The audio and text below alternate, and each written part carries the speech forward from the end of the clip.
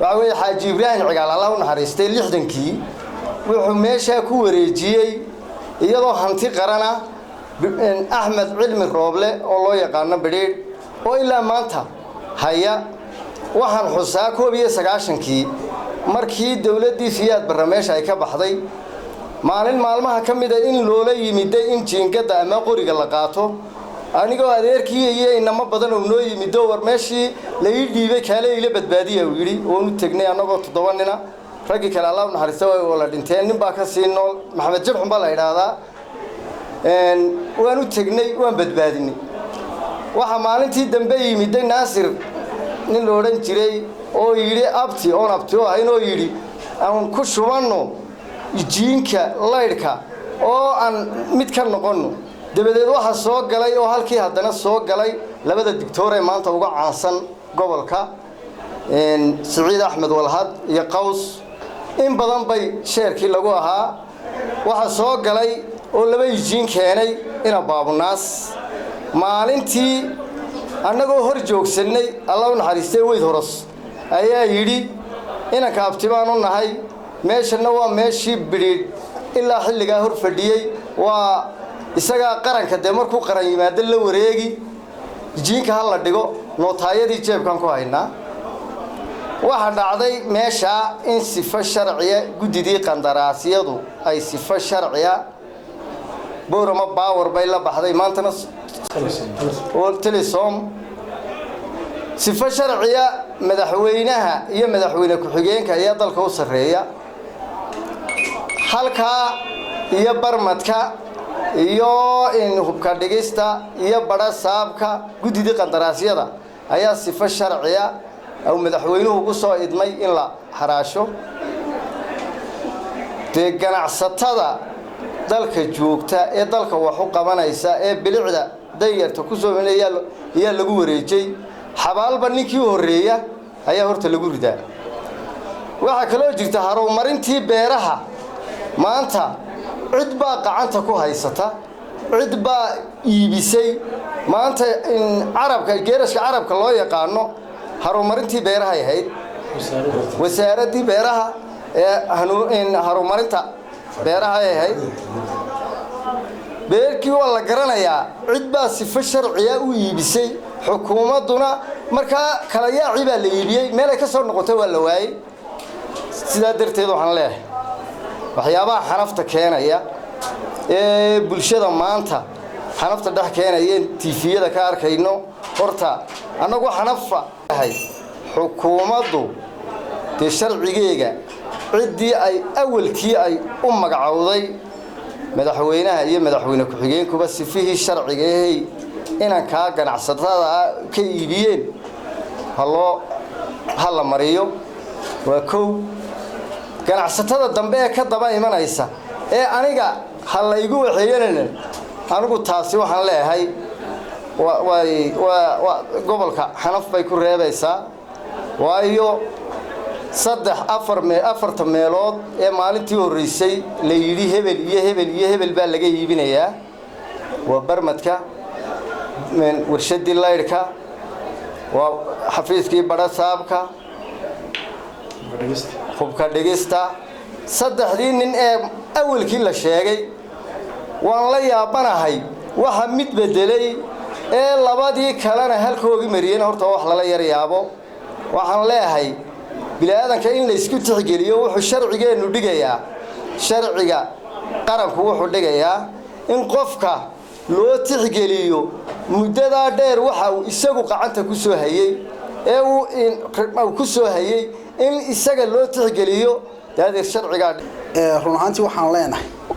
dhulka danta guud ah ee ay dawladdu ku baaqday in la iibiyo waa soo dhaweynaynaa waxaan leenahay waa ay ku mahadsan tahay dawladdu arrinkaasi balse waxa cajiib ah marka 4 meelood oo dan guud ah 3 la meel mariyo oo la yiraahdo waa ay fuleen meelna ma ayna fulin arrinkaasi waxaan u aragnaa in uu yahay qooriwaa ganacsadu waxa uu ka mid yahay ganacsadayaasha kale ee dhulka iibsaday waxa jira dhul badan oo dan guud ah oo raadkoodu umika uu sii jiro oo aanan dawlad iyo cidna aanan lagala tashan ee ciddii gacanta ku haysay ay si toos ah u dhisatay waxaan leenahay dadweynaha gobolka waxaan nahay dad walaalo ah oo meel wada degan waxaan nahay dad isku abiye isku isir ah waxaan leenahay waa in la isdhowraa waa in la isku dhex tixgeliyaa waxa loo kala horeeyay iyo sida loo kala leeyahay haddii taasi la samayn waayo oo la isku tixgelin waayo halkaa waxaa ka dhalanaysa tixgelin la'aan waxaana la iskaga iman dabadnoona saddexdii kale ee goobood ee fulay waxayna noqon doontaa goobo aanan fulin midda labaad waxaan halkan ku darayaa anoo si dhexdhexaad u hadlaya qaala rasuulullaahi sallallahu alayhi wasallam nabigu wuxuu yiri laa yadkhulul jannata qataat ninka isku dira la yiraahdo jannada ma galo qof kastaba markuu TV-ga ka hadlo isagoo dhalinyaro aqoon buuxda lahayn hadal uu ka yiraahdo isku dir buu galayaa dhalinyarta reer Soomaaliland ama islaamka ah waxaan u sheegayaa in ay hadallada isku dirka ku salaysan hadday beertahay hadday bartayba ay iska ilaaliyaan maadaama aan ahay nin abwaana oo kamid ah abwaanada gobolka Awdal waxaana ku soo sarjarayaa hadalkan yar ee jiiftada ah oo aan kula hadlayo dhammaan dhalinyarada Soomaaliland waxaan leeyahay intuu isa seegu dhixdeen sulukhlayni talaana saxmayne qulubta sifeeya intuu isa seegu dhixdeen sulukhlayni talaana saxmayne qulubta sifeeya sirtii aan lahayn hadaan iska sayno sirtii aan lahayn markaan iska saynay inaan sabiyowno miyay saxahayn odaya idil oo suudaana isku sheegay culimo isku sheegaysa dhalin oo waxa arkaysaa sidii sabiga hadana u hadlayo warahan sidii sabiga yeelano hadline runta aan isku sheegno hantida qaranka waxa loo sameeyay guddiga qandaraasyada qaranka naada qaran baa loo sameeyay waxa laga iibiyay xarunta birmata ganacsade reer Awdal xaruntii Subeer ganacsade reer Awdal xaruntii barasaabka ganacsade war maxaa keenay xarunta power station ka korontada ganacsadihii guddiga qandaraasyada qaranku sifa sharci uga iibiyeen ee xukuumaddu la ogeed ee awaamirta madaxweynaha jamhuuriyadda Soomaaliland iyo ku-xigeenkiisu ay hagayeen in maanta la yiraahdo